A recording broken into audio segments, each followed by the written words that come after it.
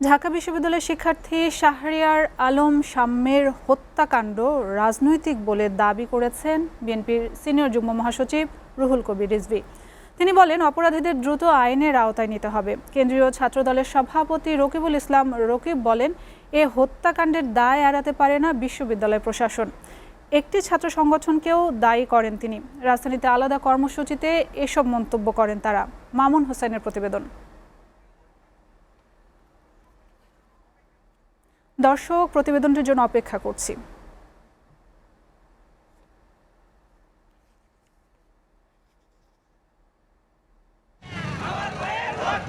ঢাকা বিশ্ববিদ্যালয়ের শিক্ষার্থী ও ছাত্রদল নেতা শাহরিয়ার আলম শাম্য হত্যার বিচার ও নিরাপদ ক্যাম্পাসের দাবিতে ভিসি চত্বরে প্রতিবাদ ও বিক্ষোভ কর্মসূচি পালন করেছে বিশ্ববিদ্যালয়ের ছাত্রদলের নেতাকর্মীরা। শাম্যের প্রকৃত হত্যাকারীদের দ্রুত বিচার ও নিরাপদ ক্যাম্পাসের দাবি জানান নেতাকর্মীরা। যারা জড়িত তাদের বিচারের দাবি দ্রুত আইনের আওতায় এনে দ্রুত বিচারের দাবি করছে। হত্যার বিচারটাকে দেখতে চাই একদম দল মত সব কিছুর ঊর্ধ্বে ওঠে।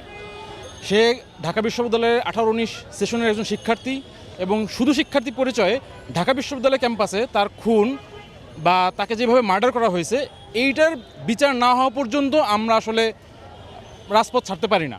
ক্যাম্পাসে এরকম হত্যার দায় বিশ্ববিদ্যালয় প্রশাসন এড়াতে পারে না বলে দাবি কেন্দ্রীয় ছাত্রদল সভাপতির। হত্যাকাণ্ডের ঘটনায় একটি ছাত্রদল সংগঠনকে দায়ী করেছেন তিনি। আমাদের যে নিরাপদ ক্যাম্পাসের দাবি, সেই নিরাপদ ক্যাম্পাসের দাবি থেকে ইতিমধ্যে তাদের বৃহৎ পদক্ষেপ আমরা লক্ষ্য করেছি।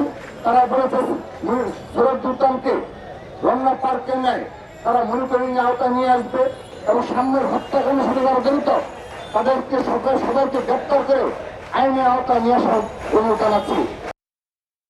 এদিকে শাম্য হত্যার বিচারের দাবিতে জাতীয় প্রেস ক্লাবের সামনে মানববন্ধন করে উত্তরাঞ্চল ছাত্র ফোরাম।